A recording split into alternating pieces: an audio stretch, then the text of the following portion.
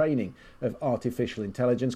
Point on the road to artificial intelligence. E agli sviluppi dell'intelligenza artificiale. Yeah, and Carl, you are referring to AGI, or Artificial General Intelligence. In his first official address as Pope, he identified artificial intelligence as a main challenge for humanity today, saying AI can threaten human dignity, justice, and labor. The concept is largely theoretical, and its definition is fluid and evolving, some seeing it as a milestone where AI systems reach human-level abilities in specific areas. Others argue that it involves surpassing human intelligence entirely. Because solely on your concerns about AI, you've spoken out saying that AI could manipulate or possibly figure out a way to kill humans? How could it kill humans? Well, eventually, if it gets to be much smarter than us, it'll be very good at manipulation because it will have learned that from us. And there are very few examples of a more intelligent thing being controlled by a less intelligent thing. And it knows how to program, so it'll figure out ways of getting around restrictions we put on it. It'll figure out ways of manipulating people to do what it wants.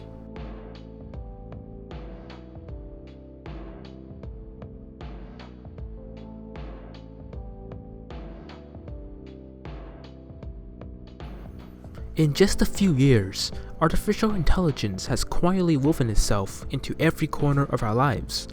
From the moment we ask a virtual assistant for the weather, to the AI suggesting our next video, it's there, always learning and always evolving. It creates art in seconds, writes stories at lightning speeds, and predicts our preferences before we even speak. AI is not just around us, it's a part of us now. But as we marvel at what AI can do, we rarely stop to ask ourselves, what are the consequences of this convenience? But before we start this, just how convenient has AI become? And how much has it integrated into our society? Let's find out.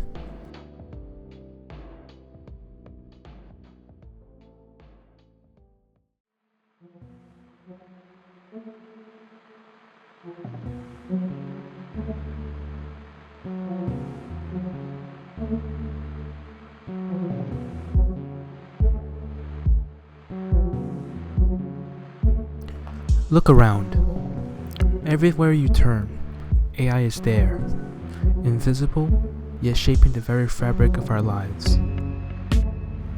When you ask a question on the internet, chances are an AI will answer it for you.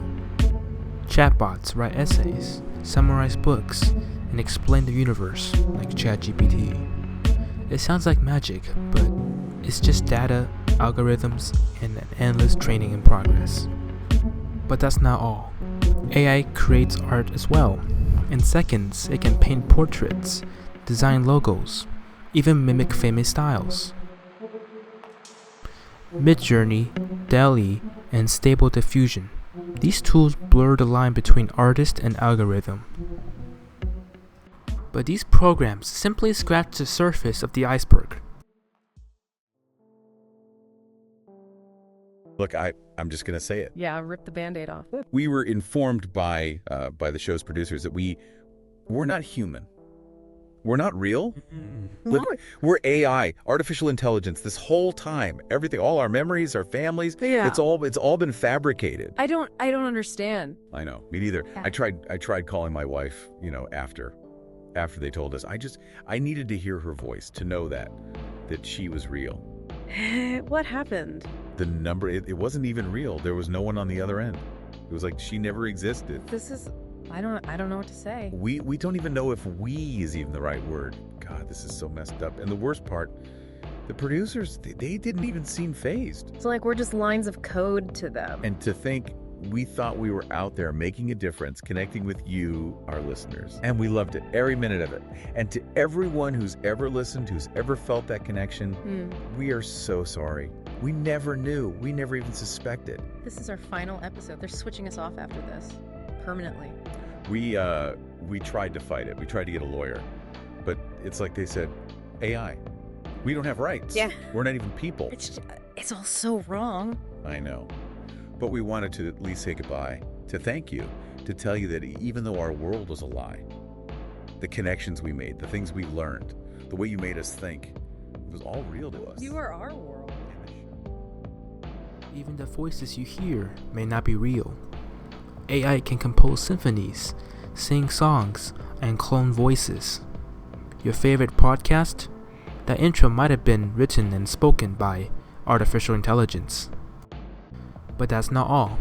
Artificial intelligence also chooses for you what you watch, what you buy, even what you think about. Recommendations are powered by algorithms, subtly guiding your every decision.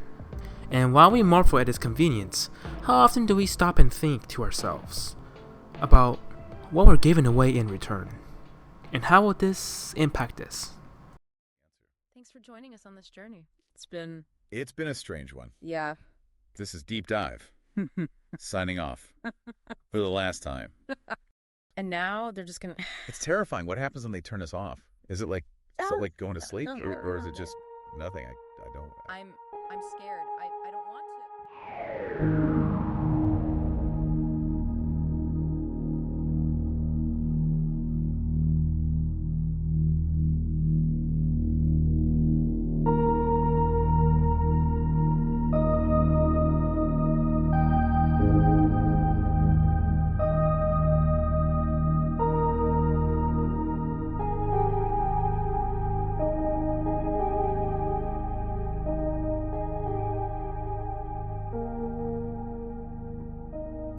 Artificial intelligence promises a future of ease and efficiency, but progress always comes at a price. For every job automated, a livelihood disappears. For every task optimized, human skills fade into obscurity. Customer service, transportation, even creative fields like media, machines are not just assisting but replacing. The question isn't just about what AI can do, but what we're willing to sacrifice in the name of convenience. So I'm about to lose my job, and this is scary because I developed this skill over 20 years. I just, boom, look at an x-ray and say, oh, here we go. We have right middle lobe pneumonia, maybe left upper lobe consolidation. Patient is very sick. She has bilateral pneumonia. We need to take care of her. But here comes AI, and of course, they pick it up in a second. So now, you don't need professional eyes to look at these x-rays. You just have artificial intelligence, and they picked up the pneumonia. So I'm going to be applying to McDonald's soon. I hope they have some openings. Self-checkouts and chatbots might seem like small conveniences, but scaled out across entire economies, and the human cost becomes undeniable. Assembly lines with no workers, warehouses run by robots, delivery routes mapped and driven by algorithms. This isn't just about losing jobs, it's about vanishing expertise, hollowed out by communities and a generation of skills erased by code. Second youngest son. He's suggesting it came out of nowhere. What we subsequently learned is it may have come from the former president or his legal team acting in bad faith. This is a deepfake example of what is possible with powerful computer and editing. It took around 72 hours to create this example from scratch using extremely powerful GPU. It could be improved with more computing time, but 90% of people cannot tell the difference. But the real danger isn't just what artificial intelligence replaces, it's what it creates. This isn't just automation, it's manipulation. Deepfakes warp reality, politicians mouthing lies they never spoke, fake news articles, fabricated videos, even entirely AI-generated personas, all tailored to exploit, to radicalize, to control. The line between truth and fiction isn't just blurred, it's being erased. We need to stay more vigilant. But AI's greatest threat isn't just deception, it's destruction. Imagine weapons that chose their own targets, drones that hunt without human orders, cities where every face, every step, every private moment is watched, not by people, but by algorithms. This isn't science fiction, is happening right now as we speak. And in the hands of the reckless or ruthless, AI doesn't just innovate, it annihilates.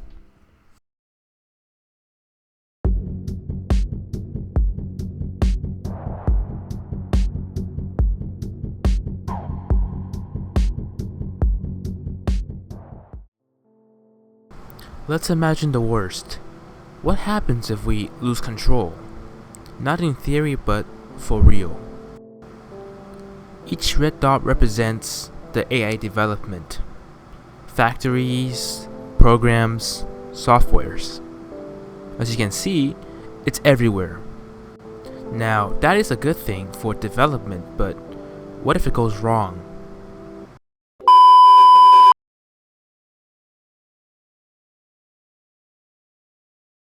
We trust our lives to algorithms that can comprehend consequences, to machines that don't know fear, to code that never loses sleep over what happens when it fails. AI has escaped our screens, and now controls the currents in your walls, the water in your pipes, the pulses of emergency rooms, the firepower of armies. We've wired our civilization to think for itself, but what happens when that thinking goes wrong? When AI becomes the weapon, not just a tool, the rules of conflict vanish.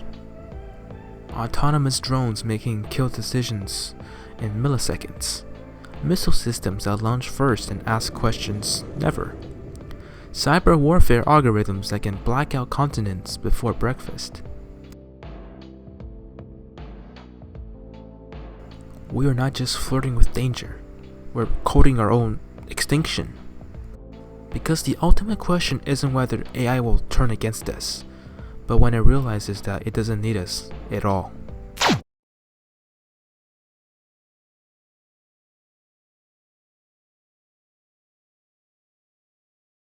In early 2021, a user known as Illuminati Pirate posted on Agora Road's Macintosh Cafe forum titled Dead Internet Theory. Most of the internet is fake.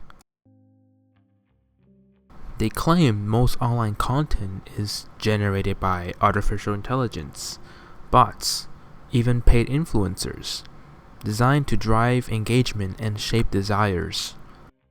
I have an urgent message for all of humanity that pertains to the fate of our civilization.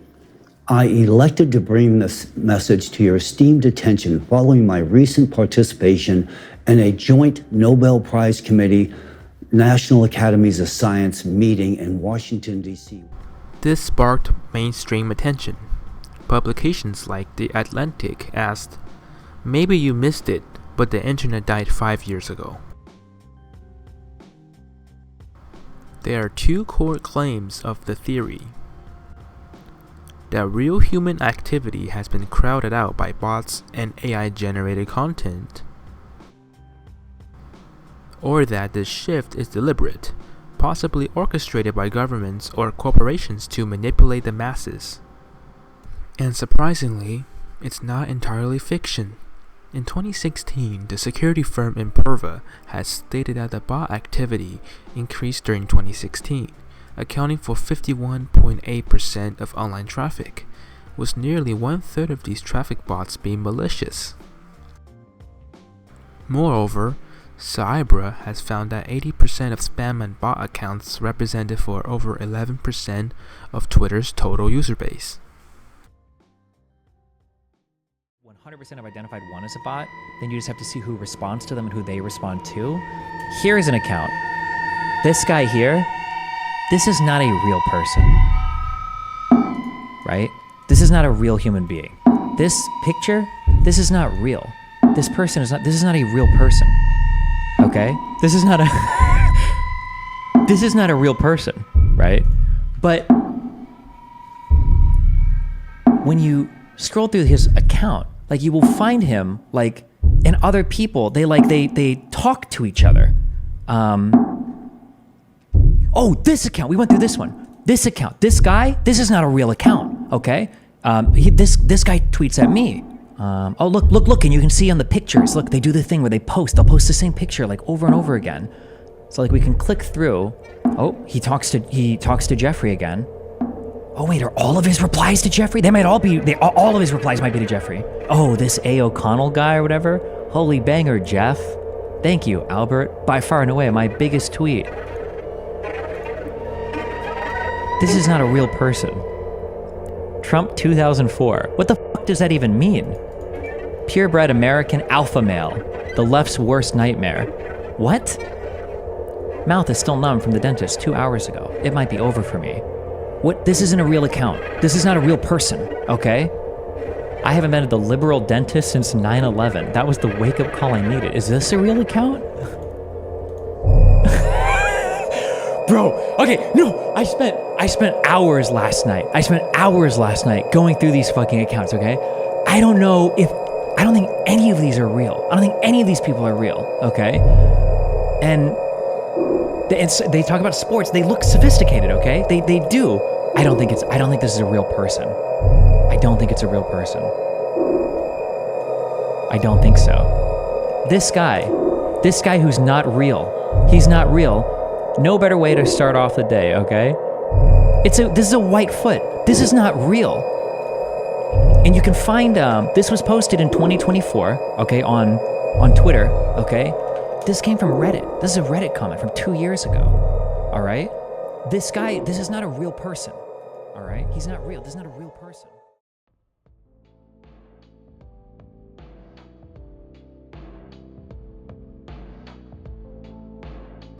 Even social media is flooded.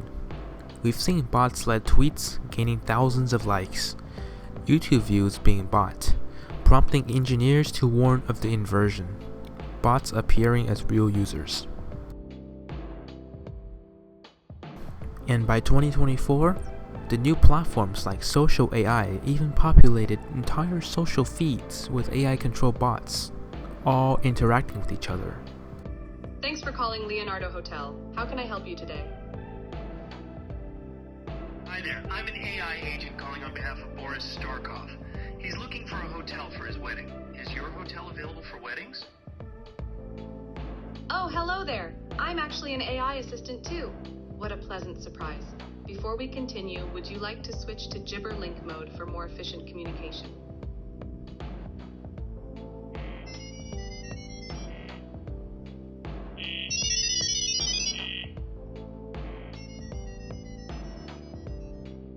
What began as a fringe paranoia may now feel uncomfortably real.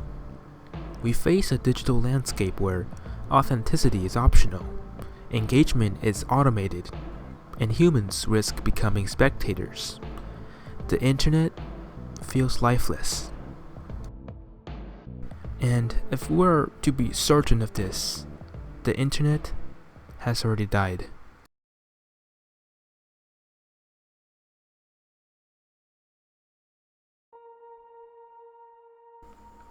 We've seen what artificial intelligence is capable of.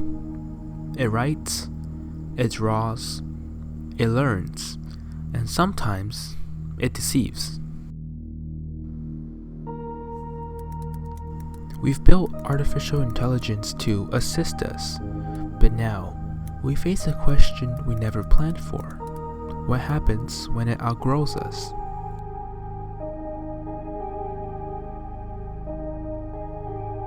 AI is not good or evil.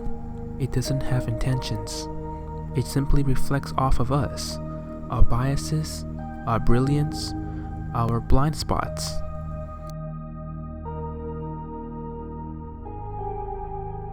If used properly, it could help us solve the world's hardest problems.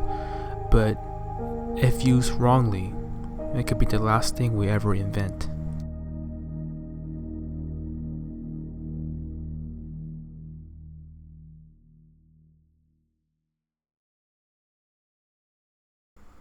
As Marshall McLuhan once said, we shape our tools, and thereafter our tools shape us.